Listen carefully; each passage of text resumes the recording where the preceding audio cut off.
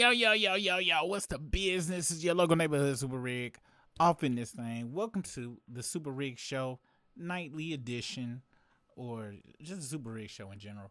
Um, Sure, local neighborhood host, Super Rig. Welcome if you are a old channel member back when me and Chunky used to run this channel. Welcome back. And if you are new coming from the struggle stream, welcome over to this side. I'm about to start posting on here way more often. So welcome on over. Let's see, is the audio working? And my sign ain't working. I'm bringing the struggle over here. Usually, I do that disappears too. Let me see if I got everything right. There we go. That's what I was looking for. Give me 1 second. Let me make sure I got this right, and yeah, we'll be ready to go. Let's see. How do I make this right? Grab that and pull this on over. There we go. All right, there we go. I think we good to go now. Are we good to go? There we go. All right. Tonight's topic is tariffs, switch twos, and consumerism. Uh, and I wanted to talk about this tonight because I don't know why I got this on. I'm not talking to nobody else.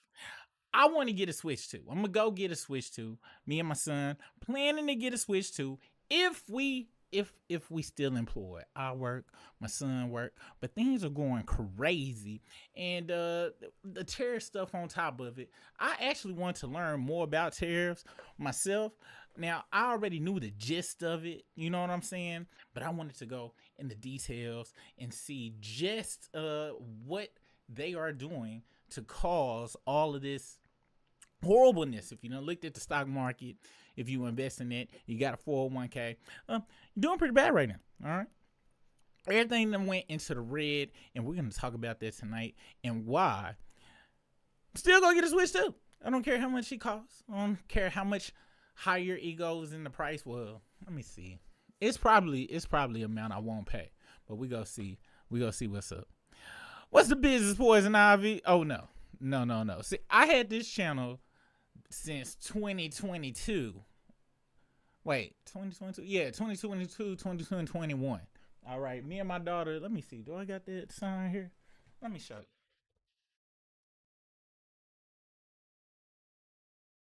Me and my daughter used to do crumble reviews on this video. It was called Chunkin' Dead Mukbang Quality Time a long time ago. Then she got older and she was like, I don't want to do YouTube no more. Really, we got tired of eating crumble cookies. That's really what it was. Then I went solo on the channel. She bounced on me. And then I got just tired of eating food and stuff. I got too fat, which is kind of happening again, damn it. And so no, I'm still doing the. I always go still do the struggle stream, but gotta diversify. You know, your stocks and bonds, because YouTube put you in these things. I can't talk about this type of stuff really over there, or it's just gonna get suppressed. So I gotta plant my seeds over here, be able to talk about stuff I wanna talk about. Y'all president should also learn. Yes, y'all's president should also learn about. Hey, you know what it is. You know what it is. Now y'all know me. I I've already given up my brain to our overlords, the AI overlords. So I'm gonna reach out to ChatGPT and ask it some questions. But actually, it's an article that I want to get into. I had Googled tariffs explained, and let's see, and actually, I had asked ChatGPT what is like pretty much what's the history of tariffs and how they help, how they can hurt. Matter of fact, let me do that real quick. Let me ask it again, and let me see if I got all my buttons set up. Cause I don't have my buttons set up over here. Let me see. Do I? Let me see if I press this button. What's gonna happen? Hold on. Hey, it works. All right. I thought it was gonna knock me out, but that's not right though. It's supposed to be. There we go. And then it's not supposed to show that. It's supposed to show that, and it's not supposed to show that. There we go. And did I spell consumerism right? Probably not, but we're gonna move along. Let's see. And I'm rusty on my solo shows, so it's gonna take me a second, but I'm gonna get back in the game. I want to record over here every night. Like I'm gonna start going live every night over here, or at least twice a week. One of the two. That is kind of a big jump, ain't it? All right, let's see where we at. Where we at? Where Chrome at? Those gaps. I have none too crazy. There we go. There we go. All right, so we're gonna ask it. What are tariffs? How can they help? Oh, and what's the history of them?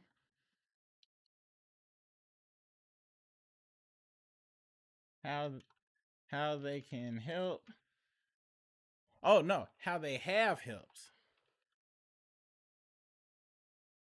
and how they have hurt the U.S. in the past currently. All right, so y'all know I can't spell. Y'all seen all these red whatchamacallits, and that's what it's all about. ChatGPT don't give a damn. It's gonna spit out something, and we gonna see what they got to say. What's the business, Sugar Nutter? Welcome over to this side. What's up, Flawless Enigma? We have a day one switch, the OLED. So at 650 CND, I'm not gonna do. I ain't go front. We got two switches. Me and my son got two switches. I want to go get no OLED because I play on the TV mainly, so I don't even really. But I actually play it in the bed. But then when I'm like real serious, I play it on the big TV. When I'm just, I pick up and play like 10, 20 minutes. But we are Mario Kart fiends. Like I raised my son up on Mario Kart. As you know, I'm a Bowser fan, and we're a Nintendo family. We're fanboys of the Mario Kart series. Kind of no amount of money we want to pay for the Mario Kart. I'm sorry, and that's why I'm part of the problem. You know what I'm saying? But we gonna delve deeper into that aspect of it. All right. Let's see what ChatGPT had to say about the damn tariffs, and I had it break it down in a clear, bulletproof point breakdown, so we can go over it that way. And why the hell do we got test 2 open this hole? It's supposed to be test 1. I mean, this topic right here. All right, we're about to go to the full screen. Why it look like that? It's not supposed to look like that. Hold on. Share. And why did this keep this? I got some work to do over here. I ain't got it all messed up. And let's see. Can I even make this bigger? Let's see. Maybe I can make it bigger.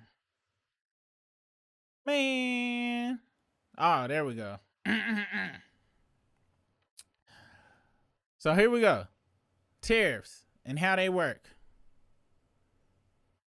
Now, what's that first part of it? Did it say U.S.? What are tariffs? Okay, a tariff is a tax on an imported good, usually paid by the importer, not the foreign country. Okay, so that means if I was a country and my good friend Minnesota was a country, and he wanted to buy something from myself,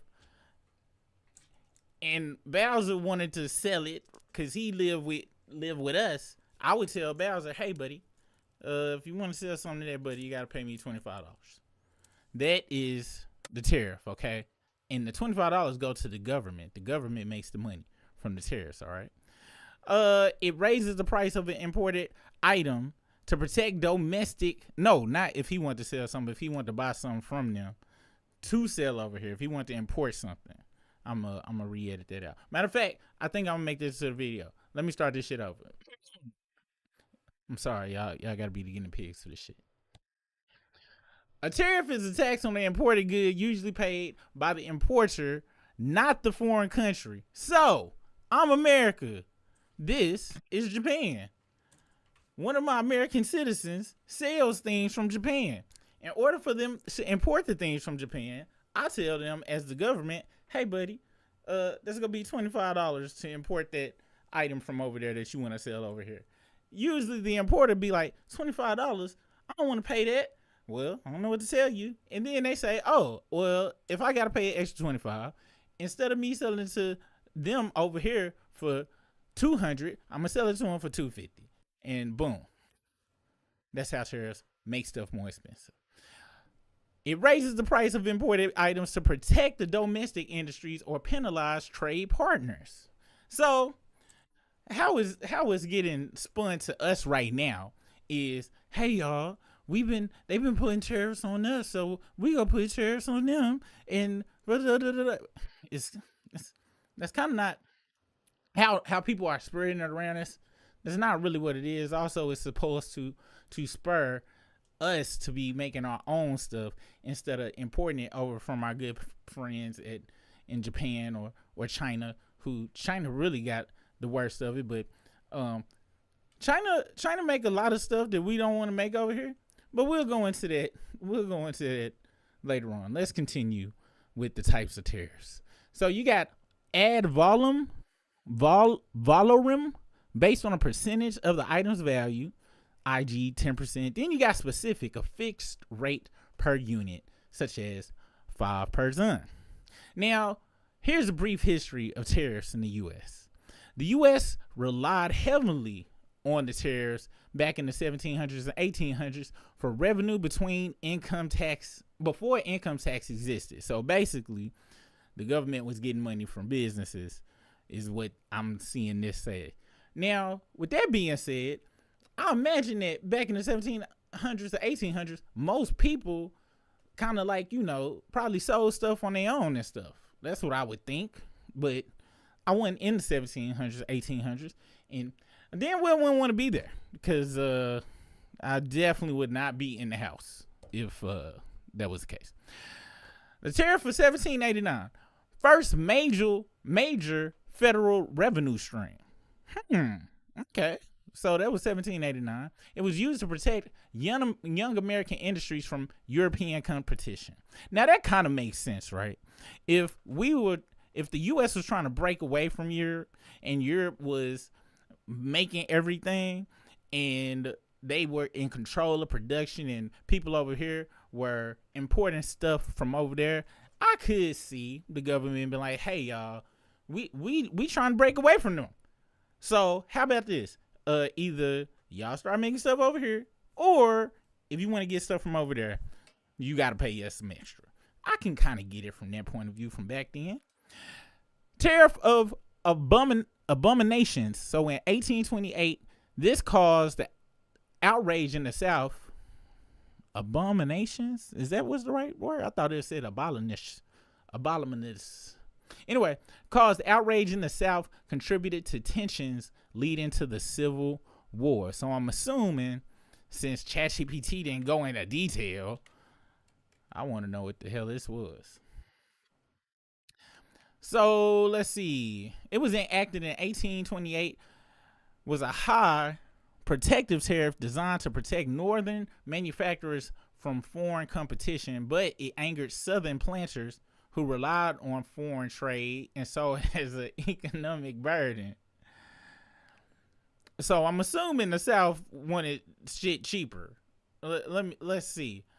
It was intended to protect American industries, particularly those in the North, from competition from cheaper foreign goods. The tariff significantly increased import duties, leading to higher prices for goods that the Southerners needed, especially manufactured goods. So down South, the majority of the people in power was lazy because they had manpower that they didn't really have to pay for.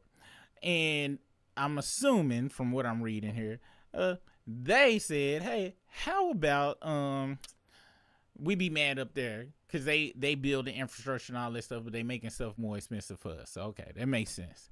All right, and you see how everybody thinks the Civil War was just about slavery and stuff? The more I dig into history, you be finding out to be other stuff that went into that went into the war. And why is my camera jumpy over here, but it don't be jumpy over there? Things that make you go, we'll talk about that later. Let's see. In the 1900s, Smoot-Hawley tariff of 1930, it was meant to protect the U.S. agriculture and industry during the Great Depression. It backfired badly though, because other countries retaliated. A global trade collapsed. Post WW2, the U.S. shifted towards free trade. So it was meant to protect, but backfired because other countries was like, oh, screw you too, pal. Is that what possibly could be going on right now? Because when I heard the word trade war, I had heard it before. The phrase trade war, I had heard it before, but I didn't know the details of it. So it looks like we're about to be learning about that today. Let us see how tariffs have helped the U.S. So I asked her to tell me how it has helped too, because y'all know me. I like to know all sides of it. Protected emerging industries like steel, cars, textiles in the early U.S. history. This is early, okay? Revived struggling companies like Harley Davidson in the 1980s via motorcycle tariffs. Now, this I do know about, as I used to have my own crotch rocket. I had a Honda CBR. It was a, what was it, 600? All right. Now, back in the 80s, all of the dope bikes started coming in. The crotch rockets started coming in. So Reagan enacted tariffs on importing bikes from over there so that Harley Davidson can make it with they upright bikes that, yes, they may be comfortable, but I'm sorry, they look hella strange to me. I don't like that shit. Also, as a negotiation tool, and I'm supposed to not be cussing in my educational stuff, so that's strike one.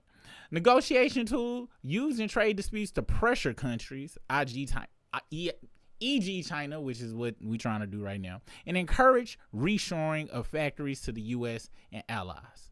Now, this is how tariffs have hurt the U.S. Historically, with the Smoot-Hawley tariff in 1930, it triggered a global trade war. U.S. exports dropped drastically. And let's be honest, what the hell do we make? We go look up what our biggest export is, but I remember hearing somewhere it was entertainment. I heard that us just running our mouth is the biggest export in America. But I may be wrong. But we go check and see. Let's see. And it deepened and prolonged the Great Depression. Wow. In recent years, Trump's China tariffs from 2018 to 2020 targeted over 300 billion of Chinese goods, and it raised prices for electronics, machinery, and consumer goods. It led to retaliatory tariffs on U.S. agriculture, hurting farmers, and some U.S. companies face supply chain issues and higher costs. Was that why masks was $8,000 at the time? What we really needed? I know supply and demand and everybody trying to get them, but was that, did that also impact it? Oh, okay, that was 2020. Current impact of tariffs as of 2024 and today. Many of Trump era tariffs on China are still in place under Biden, and I guess they talking in past tense, especially on tech and strategic goods. Consumer prices remain higher in some categories, appliances, electronics. The U.S. is pushing for friendshoring, moving supply chains to friendly nations, i.e. Mexico and Vietnam, which we're about to get into right now. And some argue tariffs are necessary to counter unfair practices, especially in tech and AI. We're going to also talk about that. Others say that they're a hidden tax on consumers that slow innovation and economic growth. We have to think about that as well. All right. Tariffs and trade wars. A trade war happens when countries keep imposing tariffs on each other in retaliation. I know I just didn't freeze. Hold on, y'all. Let me see. Yep, I froze. Give me 1 second, y'all. Let's see. Discord. Let's see what's going on with this, because I ain't sure. I know you playing. Here. There we go. I wonder what's going on. Hmm. Anyway, let me change cameras. That's what we about to do. This just gonna have to be an ugly cam.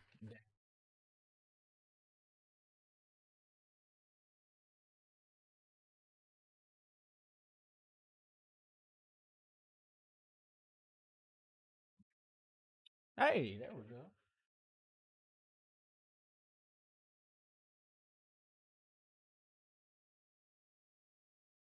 All right, y'all. There we go. Let's see what it's gonna look like here. Okay, that's all right. That's what we go do. Go zoom me in like that. It's not what I was trying to go for there, but here we go. And we're gonna save that. We're gonna come back over here, and the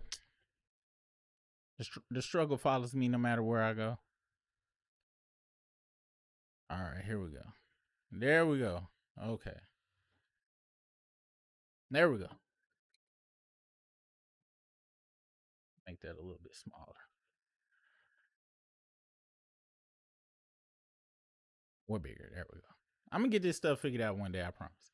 A trade war happens when countries keep imposing tariffs on each other in retaliation. The U.S. China trade war caused uncertainty in global markets, hurt farmers, tech firms, and automakers. Some manufacturing returned to the U.S. or moved to countries like India or Vietnam, but not in large numbers.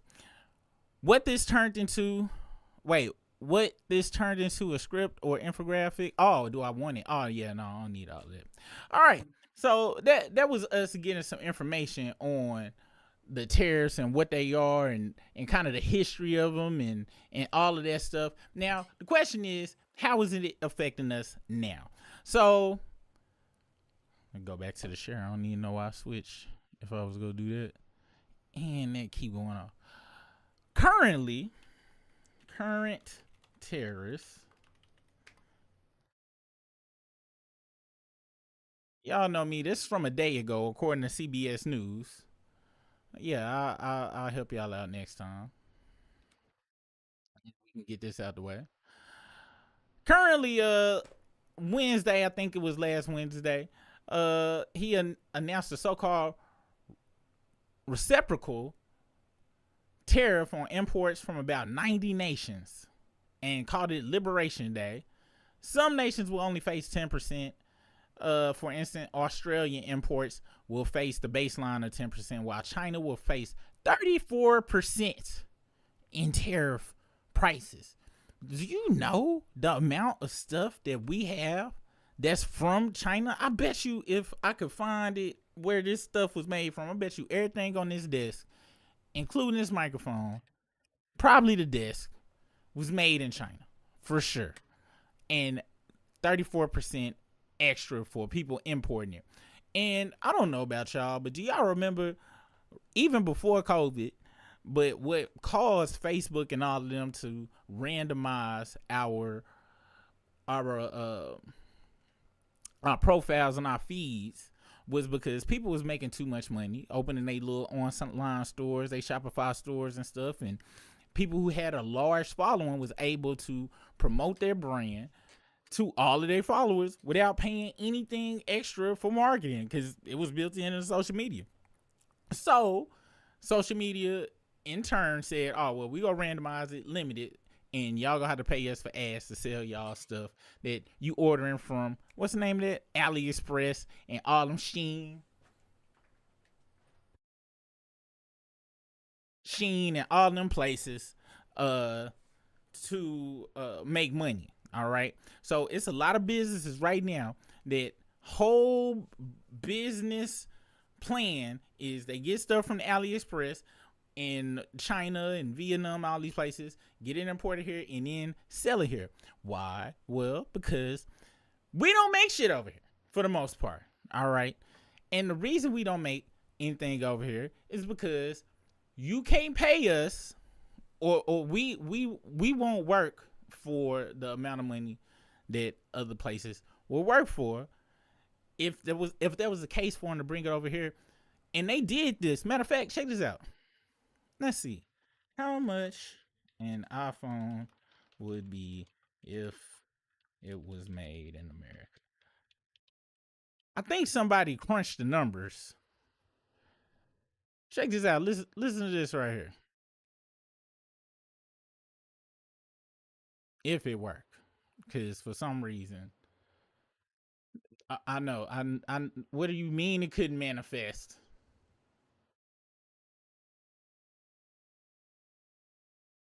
I don't know what's going on. Everything was working yesterday. Let's try this video. We might have to go to YouTube. Let's see. We go to videos here.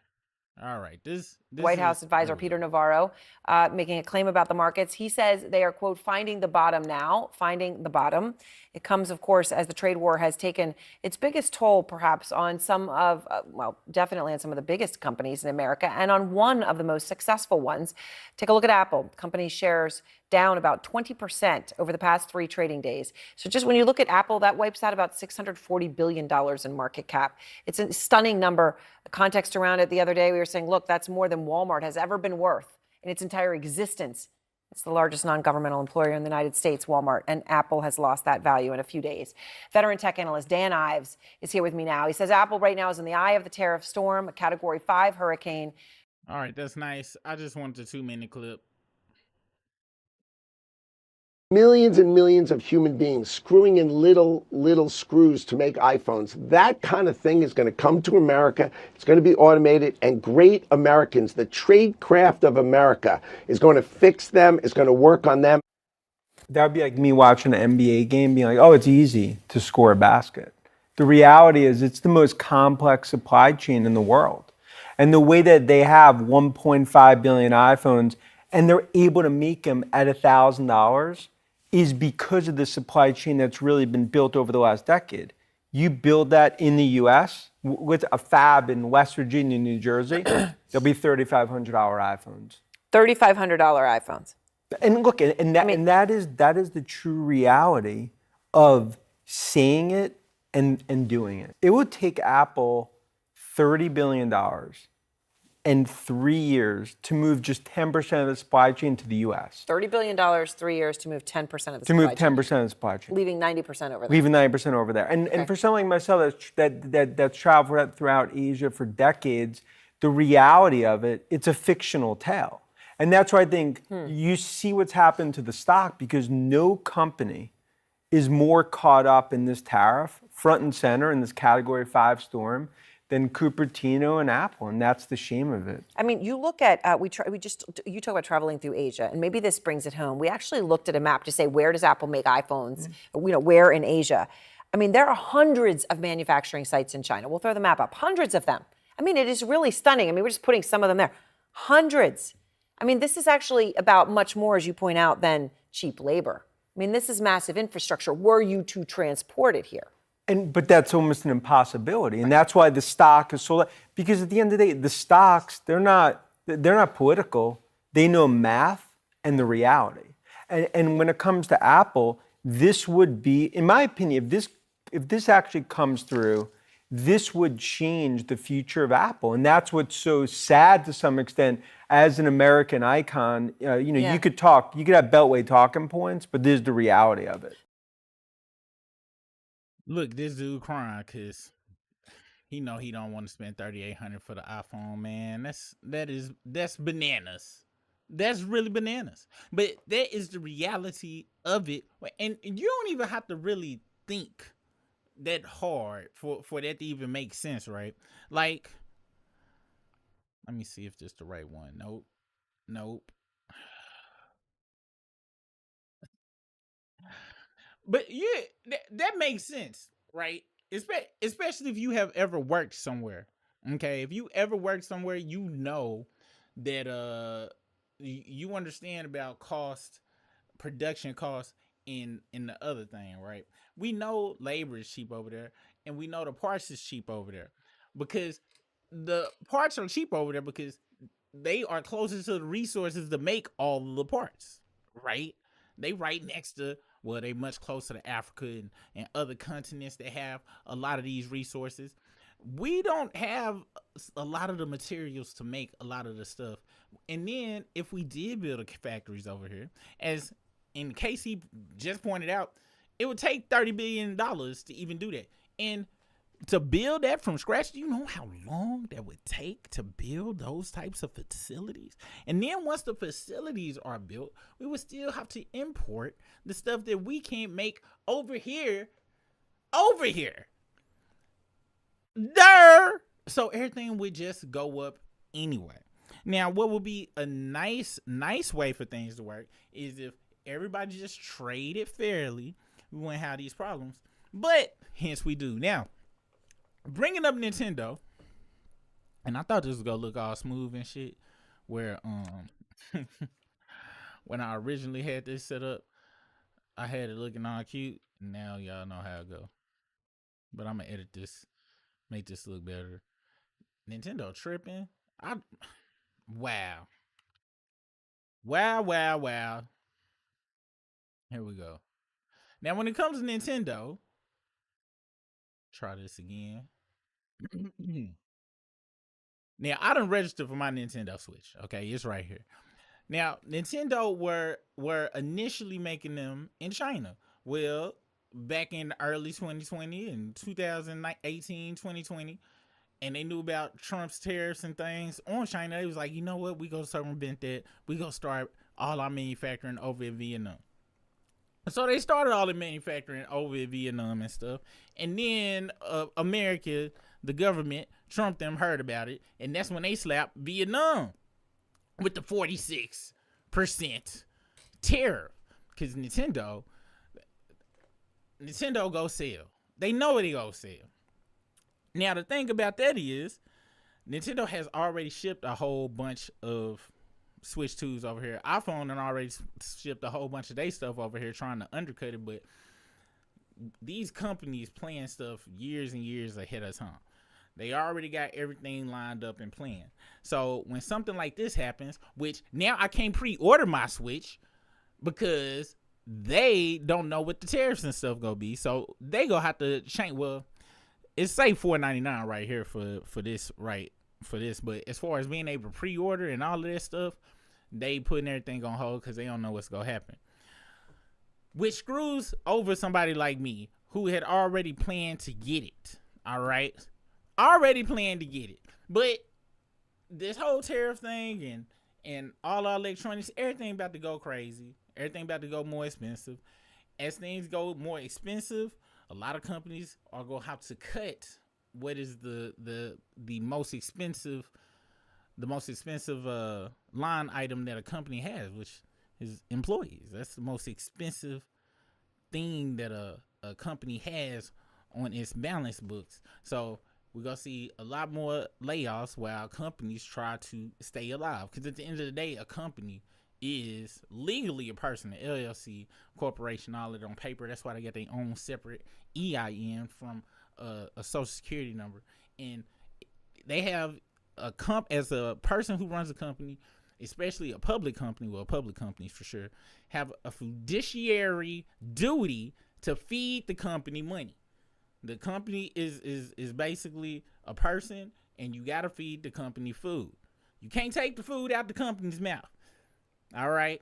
Now, this all kind of goes back to capitalism. Capitalism, it can kind of work, but the thing about capitalism is it only favors growth, meaning you can be successful, but it goes back to that first point I said. The fiduciary duty for a company is to feed the company food. To feed who? The shareholders. Shareholders just want to see more and more returns on their shit. They don't want to hear, oh, we did good as we did last year, guys. We've been doing good as we did last year for the last 4. No. If you don't see a company going like this, and they really wanted to go parabolic, but if it ain't making more money every year, it's looked at as a failure. Sadly, because capitalism, right? Now, as an American, a natural born here American, we have all been indoctrinated with consumerism because they go hand in hand. You can't have capitalism without consumerism, because who you gonna sell your stuff to if you don't have people to sell things to? Now, as y'all see, which I want to switch cameras and stuff, but let me see if I can add this camera, because this is gonna be for some good dramatic effects. Let's see,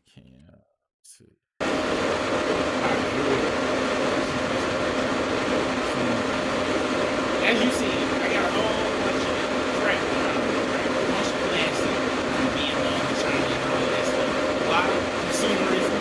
I was born into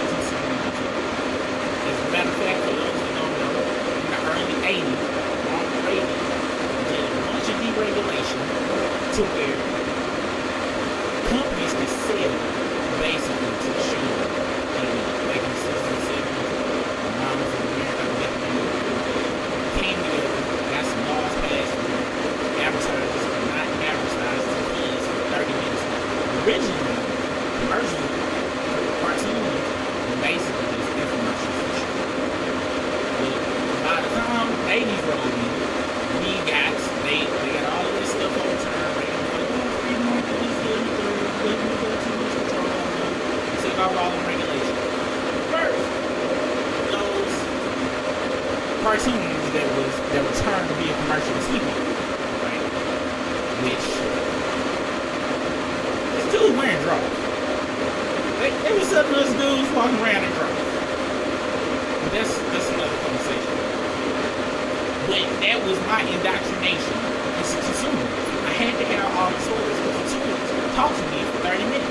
Then in between the TV show, the commercials, other toys talk to me. It's like, hey, watch our show and buy our toys. G.I. Joe, Transformers, it don't matter what it was. So my generation is Zennials. That's millennials. We are the first gen. We the second. Anyway, we are a generation that was built to consume. Period. That's like what we did. Jordans are the first. Really, that's what we keep it going. All this, they know that all these companies are selling us things based on nostalgia because they have already planted the seed in us a long time ago. That's why McDonald's keeping these things a little Happy Meals. My kids, I don't even remember them really even liking Happy Meals. They want big kids foods. Happy Meals, toys, suck now that. Alright? Let's be the hero. So, switch to it. I'm still going to buy it even though it is going to be $500 with Mario Kart. And with the Tariffs, it might not get up to $650. Why? Because I have it's this weird thing in me that says, I gotta have it. It sounds like it's gonna be hard to get it. Which actually doubles up on it, okay? Who's indoctrinated for this? This all marketing was built to do is to make us have FOMO. Now, FOMO, if we have emotional ties to inanimate objects, okay? Emotional ties to inanimate objects and memories of the days past. Okay? It's a perfect storm for advertising. Now, all of this has come together to this point yet right now. We got trade wars going on. So now I know things are going to get much more expensive. Okay? A lot of people know everything's going to be expensive. So now we're stuck at crossroads of we buy everything we want right now before it gets too crazy, or you hunker down, save the money because it gets super crazy. And it's a lot of people on both sides now. Some are blessed. I feel blessed to be able to make the decision of, I'm getting it. Yeah. That's because I don't have to worry about my assistant right now. If I can wake up tomorrow and be like, yeah, come around for the rest of it. You got some more. Matter of fact, the whole thing. Oh, yeah, you got some more. Job will be gone at any time. Y'all are familiar with my talking before I plug this. With that being said, every time that has happened, I've been able to get has had publishing eat less than delicious foods for a time period, but I know how to make it when it comes to my brain. If I know everything for me personally, I know everything outside like I said. I'm trying to grab all the crap I can before it just gets too crazy. Alright? And this even with knowing that I'm still gonna kick my ass, fire to come kick my ass, anything to come kick my ass. But I'm so indoctrinated. As you see, I have been sitting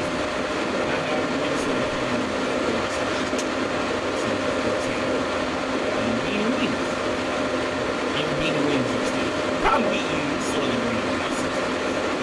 Shout out to people like that.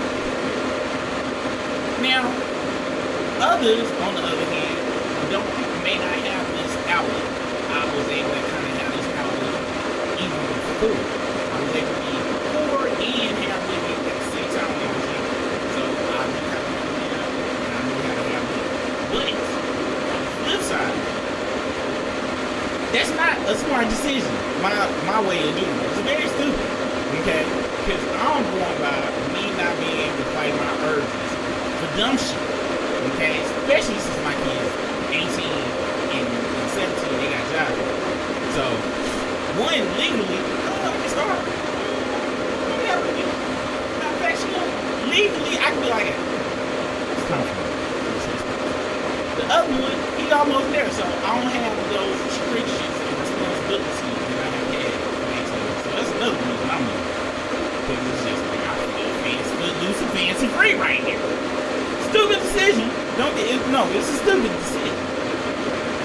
Other people are getting into hoarding mode of money right now. And stop how they really do. We also are in a tornado of inflation. Everything is going up. And what's really crazy is, inflation, how our system, how the monetary system is set up, inflation is going to be here anyway. COVID excavated, what's the word? It's a word I'm trying to use. But COVID increased our inflation tenfold, but not through natural, regular inflation. No, what ended up happening was the world got shut down. The biggest transfer of wealth happened just like this. It's crazy. I'm talking about so much money got transferred around that time. If you go look, let me show you. Let me show you something. Because it kind of made me mad. It really made me mad.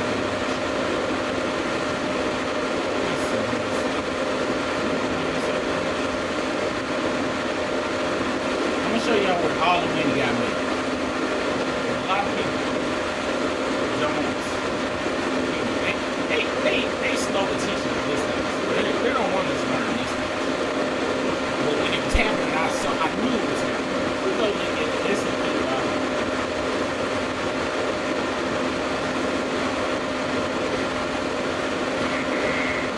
And we zoom out 5 years.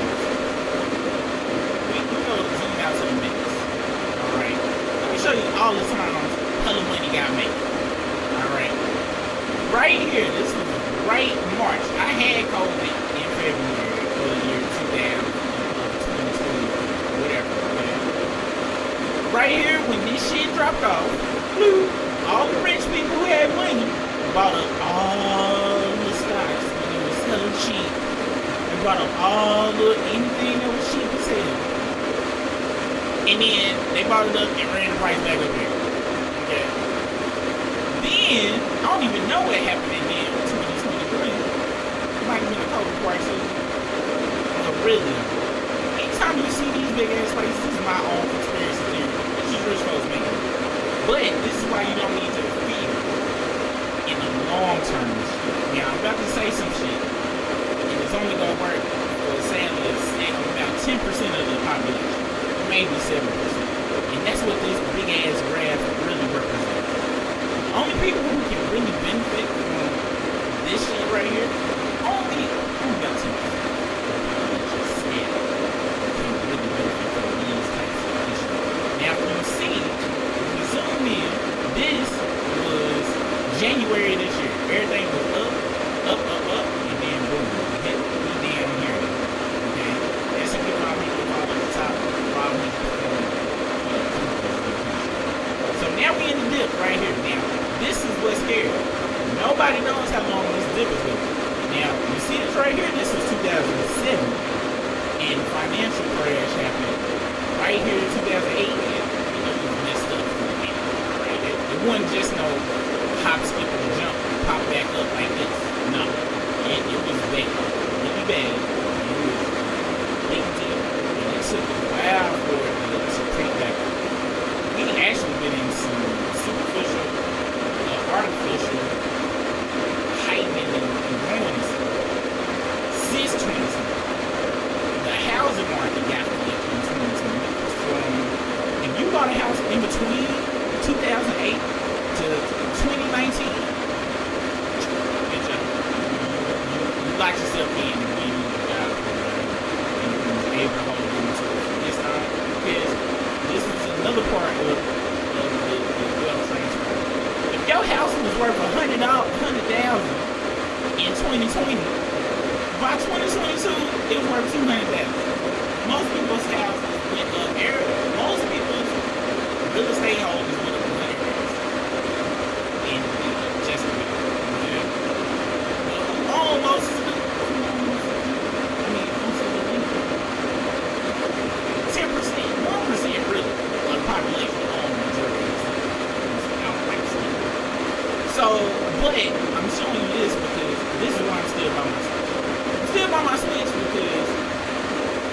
we gonna pop up. When we gonna pop up again?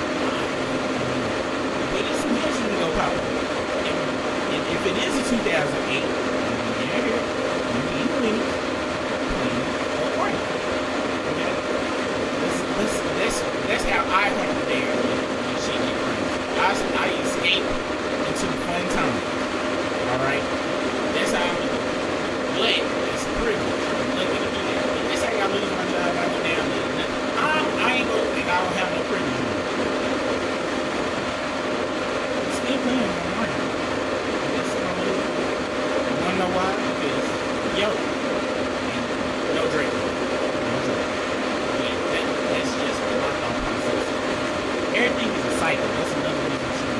Everything is a big human cycle that rich people create so that they can get richer and the rest of us can get poor. So then you have to separate from that. You put your shades on, like, alright, they want me to consume, I'm built to consume. But you gotta consume responsibly. See, I know what my vice is. My vice is listening to me. I don't have any other vice. And I was talking to my friend about it. I feel like in life, where they really get us is in everything. That's when you get screwed. And folks want everything. And that's when them the people that advertise those people who want everything. It's two types of people that want everything. Those who have never experienced it, because really, you see, it's a privilege talk I'm talking right now. See how easy it is to get caught into some talking down on them people? Right? Because most of the time, you don't know, you don't want, or don't like something, don't need something to get. And a lot of people are trying to get. So, until they get it, they don't realize we don't need it.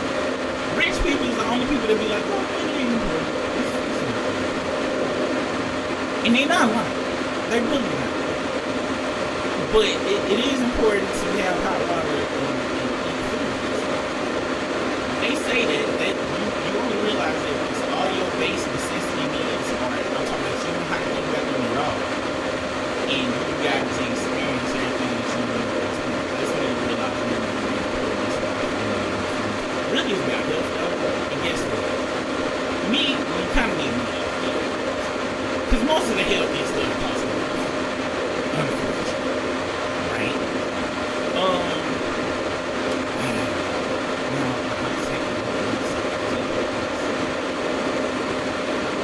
Like I said, but yeah, we come through as a country just in general. Get all this shit. Like I said, this don't keep happening.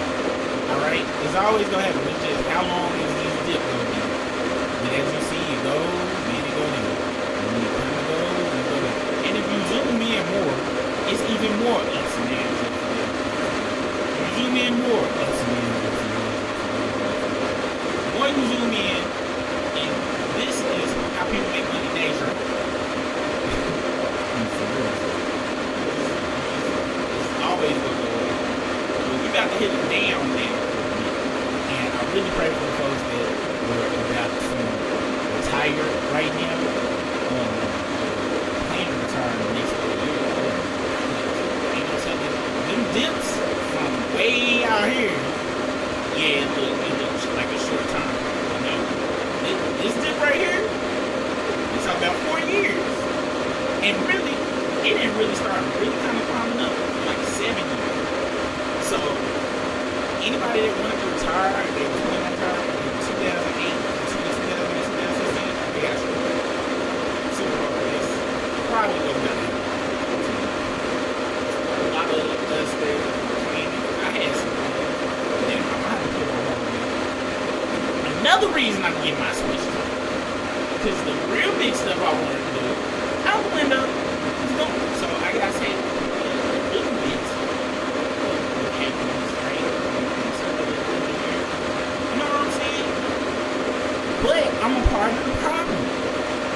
Because now the video games, all this stuff, the Switch 2 games will be $80. But that's actually inflation.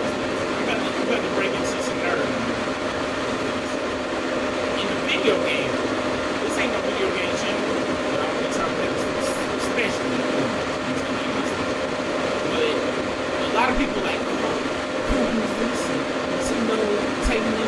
around and stuff. And I remember my mama, I didn't have a lot of this stuff because we rented video store, Blockbuster Video, and the Hollywood Video right down the street from my house.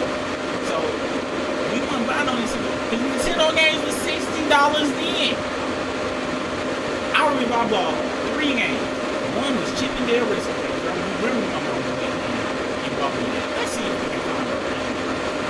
Shit. Racing games. Originally.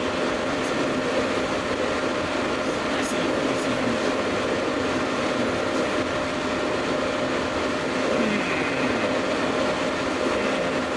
You know who we gonna have to ask? ChatGPT. The number of all.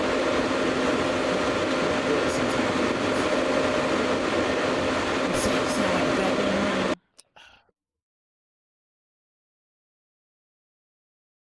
I just fixed it. Damn it. Ah. How long I was talking? 30 minutes? That was 30 minutes. I done wasted my time. All right. I'm about to retract, go back. I know what I was talking about. I was talking about the stock market and stuff. Thank you so much. What you say about my mama. And I ain't got my thing set up to, yes, sugar nutter. Who knew the struggle was going to come over here? Y'all do not understand. I sit up here. I was planning everything out. It was going to be all nice and stuff. I was like, yeah, I'm going to leave the struggle over there. I'm going to spend all day, get my stuff nice and tidy. Total disgrace. Total disgrace. What's the last thing y'all remember me talking about? Sorry, Poison Ivy. I'm cringed myself. But fortunately for me, I don't embarrass myself. Good majority of my life. It is what it is. So the show must go on. Like, hey, you want to know who I learned the show must go on from? Let me show y'all who I learned the show must go on from.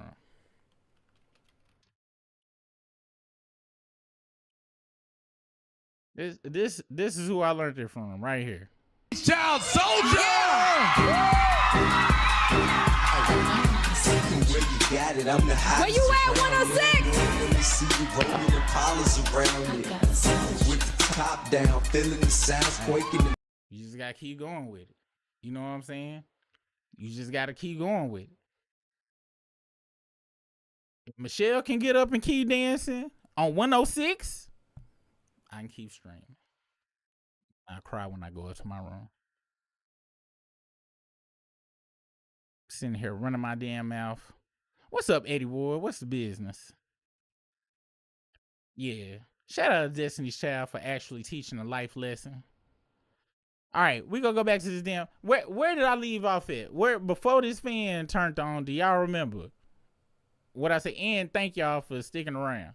I appreciate y'all for hanging out with me. Wow, because that's the actual camera microphone. It's a fan by the camera to keep it from overheating. So I appreciate y'all on that. But if y'all could remember, and where is this writing coming from? Now I want to show the right writing and stuff. I promise. Tariffs. It started. I was back on the tariffs. Which part of the tariffs? Like the origin of the tariffs, or like how it's affecting us right now? What I just get finished to listen to Michelle's book. She talked about this fall. Because fate. That's why. I was on ChatGPT. Get the feezy out of here. Get the feasaleezy out of here. All right, that's all good. We gonna go back up here then. We gonna start it off. Was it about what are tariffs, Eddie? The Apple stock. Okay, cool. All right, cool. Apple stock. Did we already watch the video? Was it going on when the dude was talking about how much an iPhone would cost if it was made in America? Please go and pay and watch this and read the comment. Okay. I'll be watching the videos afterwards to see just what struggle was. I'm gonna definitely go watch this after the fact. Cause I'm gonna take this down.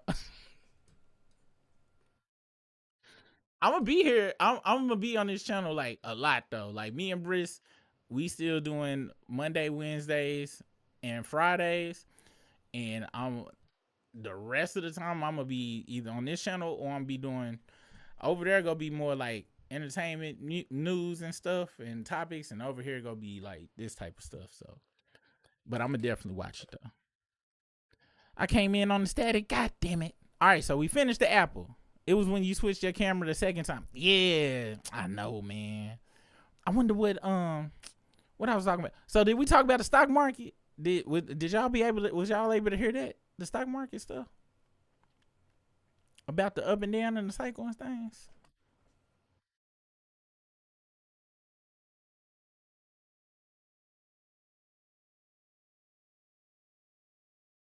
Because if that was the case, we can skip a lot of stuff.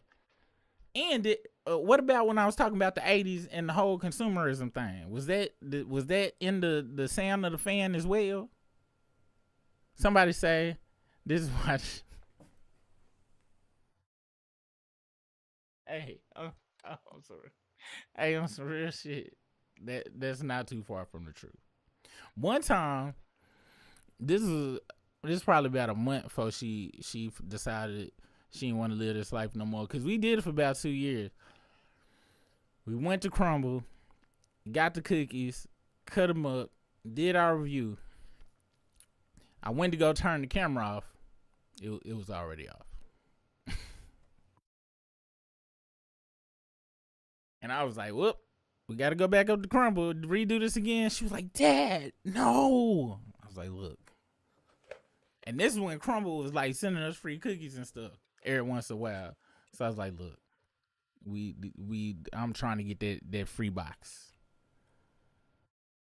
So you just go have to deal. I wonder why the camera was freezing and stuff earlier though. But yeah, that's how it works. Anyway, the whole point of this video was just talk about, look, it's about to get real stupid. All right. You got to get 4 years about to be crazy monetarily wise. And that's just the tip of it. Ain't no telling what else is gonna be crazy. But don't fret is what I'm trying to say. The whole point of me showing the stock market and stuff is this happens all the time in these big cycles. Okay. You got two ways to deal with it though. When it comes up, either you can YOLO it and just say screw it and just live your life like Ferris Bueller. That's the way I take stuff. I live the Ferris Bueller way of life. We gonna talk. That's what I'm gonna do tomorrow. We talking about the '80s movies because I'm gonna be on here. Am I gonna be on here tomorrow? What's tomorrow? Wednesday? No, Thursday. Thursday is '80s movies because that's what influenced my entire life and how I look at life. Rich white kids in the suburbs in John Hugh films where no matter what they did, everything worked out. And I gotta be honest, to this day, it has not failed me. It has not failed me. That's how I know it's mind over matter for real. Because I've been moving like Ferris Bueller for a very long time. That was a really good movie. That was a really good movie. And it had a very good message. Now, Ferris Bueller was privileged in the motherfucker. Don't get it twisted. However, you should still kind of have that thought process in life. Because if you go back to Cooley High, Preach kind of had that thought process a little bit. You know what I'm saying? He was just kind of moving around. Except he was in the projects in Chicago. But he just did what he wanted to do, though. He just moved around. Teacher caught him in the bathroom. He's like, what is it you want? I want to live forever. And that's when I was like, all right, Preach might need to talk to somebody because, sorry, brother, it's not going to happen. But technically, he was going to live forever because he's going to live through his poetry. So, and I believe at the end of the movie, he was successful. So he did live forever through his works. That's on some deeper message shit. Let's see. Your entire graph presentation was us listening to the spaceship taking. God damn it.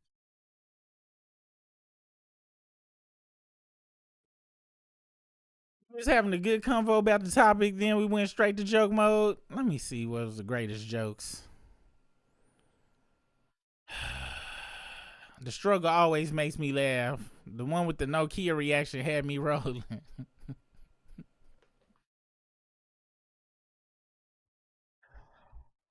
Wow. I'm talking about I had planned it. I had it all laid out. And you know what? I'm gonna start working on doing scripted stuff when it comes to this stuff from now on. I really actually want to make videos, but I like doing lives though. Lives be fun. But all right. So we go get on topic right quick. And cuz I want to catch up to the end of it though. But my whole point of this video was I'm gonna just make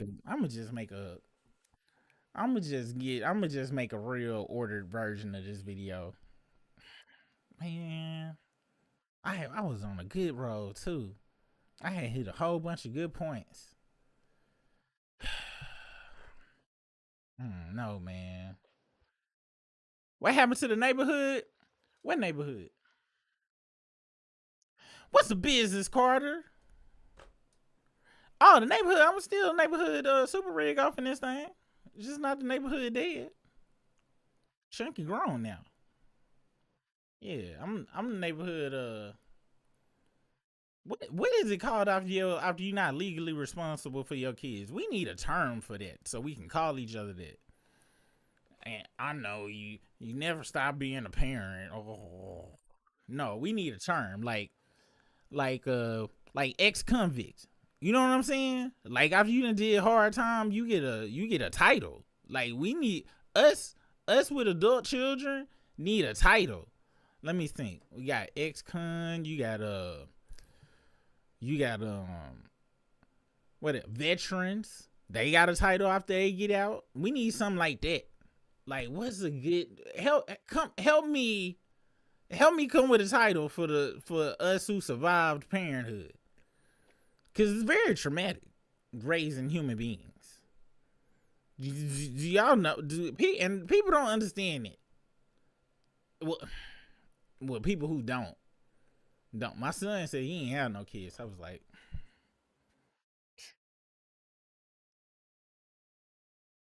I didn't have the heart to tell him that guaranteed him having them on accident like I had them. Cause this is the same thing I told my mom. That's the thing. And I had some friends who was having problems, with fertility and stuff. And I was like, you know what y'all problem was? I was like, what? I was like, let me guess. This is just a guess. Y'all been dreaming of having kids since you was little, ain't you? And I was like, oh my gosh, how'd you know? Like, that's how it works, man. Fortunately, life is twisted like that. I've been saying how I wasn't gonna have them since before I even got here. I remember in the womb, I was like, I am not making nobody to live in one of these. And boom. Accidents. That's a true story too. Let's see. Empty Nesters. Y'all remember that show Empty Nest? From that would come on right after Empty Nest show. It would come on after the Golden Girls. It was a spinoff from the Golden Girls. This is my show right here. Wow. Man, the 80s was so dope. The 80s and the 90s was so dope. They had good shows with good premises and stuff. And this show was really about how like parent, cause his daughters was always at the house. Like he really was not an empty nester. They was always there. But it always brought fun times and laughter. Wow, man. Yep. Oh no, that wasn't the daughter. She was like, I don't know who. I forgot what her character was. I think she was like, oh, he was a doctor and she was his head nurse. That's who she was up there in the back.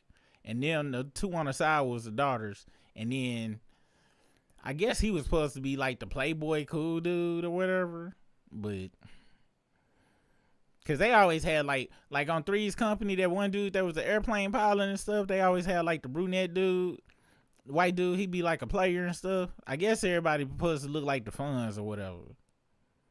TV used to be so good. Actually though, TV is good now, but it's just different. It's a lot of good shows that be on Netflix and stuff like now, right now and stuff. It's been a lot of good shows, but it's just the everything is so reality based now. You know what I'm saying? Like Abbott Elementary is a very good show, and but it's dealing with, you know, well, it's a good show. It's just based in reality. Them shows was based in some weird ass, you know. Well, you know what though? Golden Girls was a real ass show. Cause when it first started off, the reason they moved in with Blanche was cause they was broke. And they talked about being broke a few times.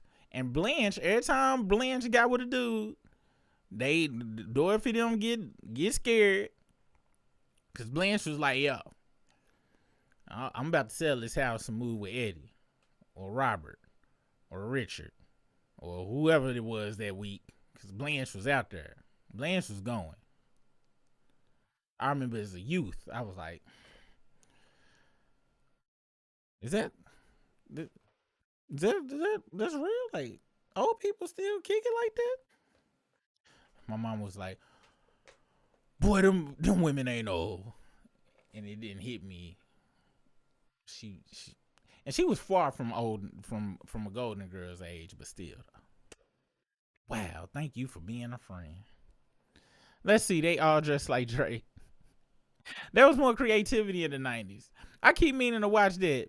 Looks hella fun. Yo, watch some Empty Nest. It was good. NBC on Saturdays was dope. NBC and then ABC on Saturdays, they always was rotating they thing, because they would have, during the week, ABC had the best shows. Matter of fact, let me see. I think the best year in TV probably was the beginning was, let's see, 1987 TV line up on the three majors Saturday. Let's see if ChatGPT can tell us.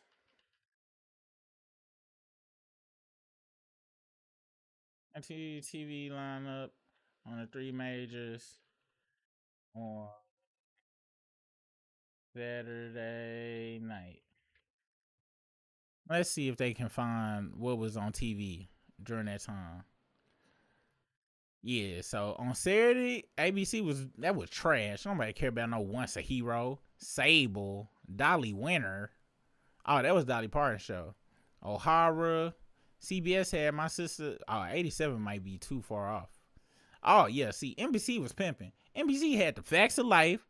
Then 227 would come on at 8:30. Then The Golden Girls. Then Amen. And then Hunter. Y'all remember Hunter? Hold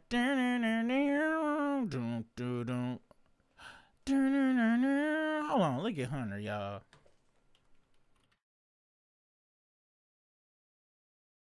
Look at this. Y'all don't know about that Hunter. But this like, oh, this is 87. And this is season 7. That's way far back. No, we need season 1. Season 1 was more gangster. Here we go. This guy with that pistol. See, the 80s was popping. And man, they was shooting folks on TV in the 80s. Wasn't no blood coming out. Man, the 80s was popping, dude. Now TV all whack. You gotta have, now this is the thing. Now isn't went over the top with it when it just needed to be like goofy. You know what I'm saying? Look at dude. I never understood why the damn people who carry a gun wear a full suit. Suits, even if you got a good tailored suit, it's not comfortable to be running around busting at people and fighting crime. A suit is like the most non-crime fighting good attire to have on. You know what I'm saying? But another lady show that everybody started mimicking and thought wearing suits was cool and looking like that. As y'all know, the good old Miami Vice. Which is, well, what? This must be Miami Vince. Was that true? MAGA Vice? What? Hey, this AI too crazy. Now, where the hell is my real Miami Vice? I typed in Miami. Oh, I can't spell. M-A. Oh, M-I-M-A-I. I had typed in M something else. But these dudes was running around in suits and stuff, talking about fighting crime. Wow, it just hit me. They weren't even in the intro. It was just showing gangster scenes of dopeness. Oh, okay. Yeah, man. Folks was playing whatever that sling ball or whatever that was. Horse racing. I just had it all.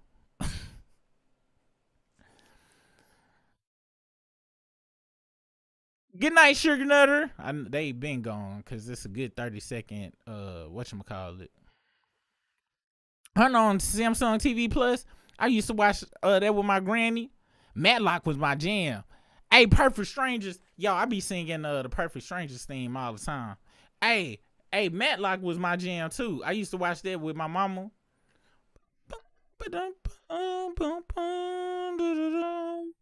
Matlock was gangster. You know what I used to watch that used to come on? That was a real old show. I used to watch my mama. Growing up was that damn Perry Mason. Speaking of lawyers, that Perry Mason was so hard on the lawyer tip. And that was from the 60s and stuff. I used to watch that's a good topic too. Like TV show reruns from the 60s and 70s, 50s, 70s, and 60s that us 80s babies was growing up watching. Because I used to watch that. I used to watch Gomer Pyle. Y'all remember Gomer Pyle? Gomer Pyle was hilarious. I used to watch that. I used to watch let's see what that Gomer Pyle, USMC. Starring Jim Neighbors as Gomer Pyle. Wow. Shout out to this black dude right here. Ain't no telling what he had went through to be in that on that TV set. I hope he didn't have to go through a Terrence Howard story to make it out there. What else was it? Gomer Pyle. Columbo. That was MacGyver. Oh, MacGyver was that. Hold on, let me see. Cause I forgot what Columbo intro was like. Let's see. Yeah, there go Columbo right there. Columbo had a cooking show? This was an episode. Okay. Yeah, Columbo was gangster. Columbo, MacGyver, James Bond, Jackie Chan, and that bitch MacGyver. I'm a number one stunner. MacGyver used to, boy. This show was crazy. What MacGyver used to do. I'm talking about this dude would get a piece of tissue, some gum, a screwdriver, and make an atomic bomb with it. Yeah, MacGyver was out of control. It was out of control. But it was like watching a little movie every week. Every week MacGyver was on. Hey, y'all, ain't it so funny how TV shows used to do the intro and stuff? I wonder who invented that. Where the person be like, dun, dun, dun, dun, dun, dun, dun, dun. Like, who said that's how we go do the intro? Like, you be doing something else. You know the most famous, the one that was let's see.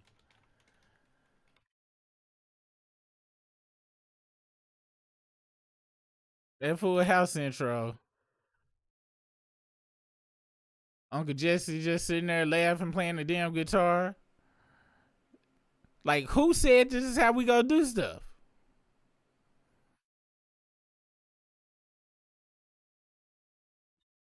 And who said, because they rate, because they'll do something, they'll put something up, they shoulders be up and be like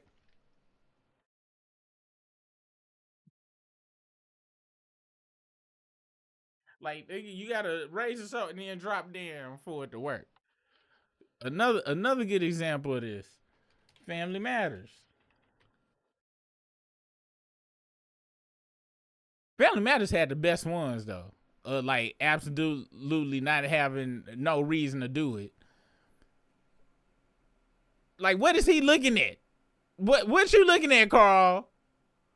Who you looking? You on top of the stairs, but you looking straight ahead. You ain't looking down at nobody. Who is you looking at? Was they supposed to be looking at us? Was this supposed to be a fourth wall break? Is that what was supposed to be going on? Damn, Judy just disappeared. That's little. He was annoying. Get the hell out of here, Richie.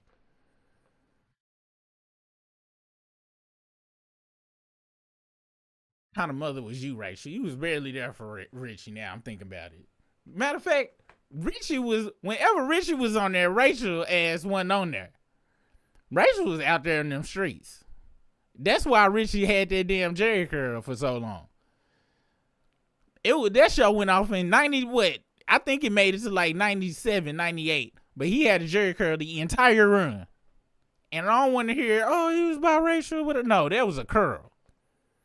You know he ended up being on Young and the Restless too. Let's see. Y'all remember Family Ties? Hell yeah. Family Ties had that dope ass theme song. What do we do, baby? With our love. Oh, wait. I typed in Family Matters. I wonder how many TV shows had the title Family in it. Let's see. And I ain't go front. When I was growing up and I would see these folks, man, watch these TV shows and these folks in this house, man, they would have them wood cabinets and stuff. Look at that big ass. That's a restaurant style stove right there. I was like, man, they was balling out of control, man. Look at that big old stove. It looked like a restaurant. Then they would be living in the woods, all them trees around their house. I'd be like, wow, y'all balling. Look at the family hugging each other. Mamas was kissing and stuff. Family Matter, I ain't gonna lie. That right here, that what we just seen, right here. This was risque. That was risque for 87, 88, 86. What year was this? That was pretty risque. But that song was off the chain. Hey, y'all remember that song? What was her name? Give Me a Break. Y'all remember this song? I mean, this show with Neil Carter.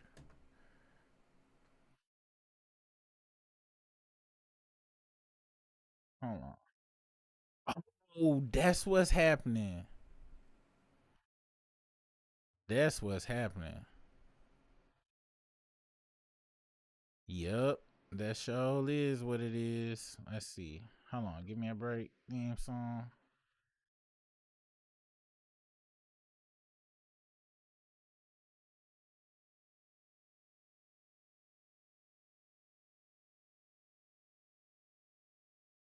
Hold on, y'all. I gotta see what's going on here.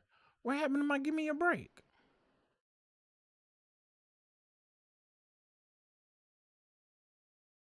All right, there we go. This was my show too. And Neil Carter, she was in a few sitcoms back then. Hey, you know what hit me that I had never really seen in real life that also messed with me? These folks would have wallpaper on their walls. I was just used to white. It'd be the hollow wood or white walls. But I would see them with wallpaper on and green doors. I'm like, what the heezy? Now these was just clips from the show. This one where they was just breaking the fourth wall and stuff. You know what I'm saying? Diagnosis Murder was good. I don't know if I watched that. Let me see. Diagnosis. Let's see. Diagnosis Murder. I ain't never watched this show, but I remember Dick Van Dyke. What year this show came out? This came out in '95.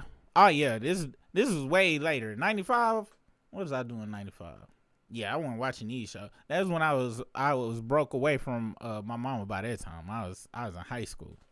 Punky Brewster, yo, I just watched this episode. It was on some streaming thing had popped up on my TV, and the Barge was on there. Check out this episode of them being on Punky Brewster. Let me see if they got it. Punky Brewster, the Barge episode. And I didn't even know they was on there, but I was kind of mad because it wasn't, because El DeBarge wasn't there. It was the rest of them.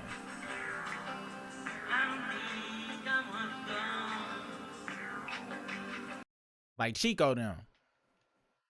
And I mean, you know, the Barge without El is like the Jacksons without Michael. Like, there's nobody. It's like, what are we even doing here? I had a crush on Cherry from Punky Brewster. Yeah, when she left Punky Brewster and went on over to Family Matters. Yeah, I think everybody had a crush on her when she moved to Family Matters and stuff. Let's see. And this was back when TV was all, you know, lovable and stuff, and problems would get solved in 30 minutes. You know the good old days. Hey, hold on. How did a dog carry that weight? Yeah, this was one of them. That was one of them shows. Hey, y'all remember this show right here?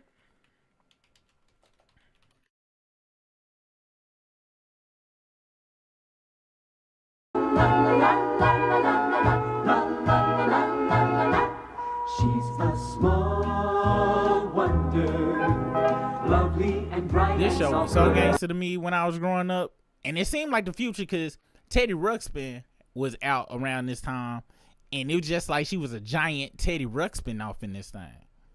That's really what it felt like. Wait, do he got tile in his room? Is that tile or is that wallpaper? Don't tell me they had him living in the bathroom. Then they had the first TV AI slave. They had Vicky cooking and cleaning. Vicky, I remember she would be vacuuming and pick up the couch and stuff. That was legit child labor on some real stuff. Like, the Lawson should have went to jail. In retrospect, now I'm thinking about it. Who the hell used to eat carrots like on purpose? That's how you know a show is fiction. Hey, y'all remember this show? What was it?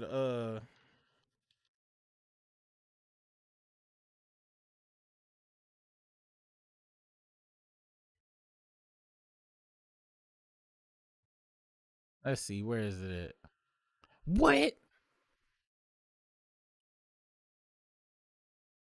There you go. I was about to say they ain't got. Oh, it's My Two Dads. I'm typing in My Three Dads. Y'all remember this show about them two dudes that felt like they couldn't be themselves because it was the '80s,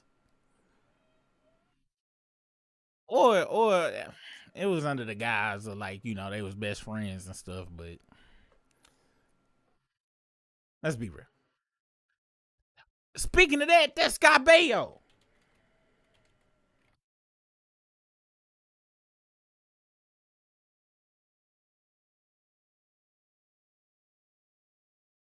You got Charles in Charge. Man. And this show was so good. That's why Family Guy them was making fun of this show all the time, because it was just so excellent. It was just such a movie excellente show. It really was.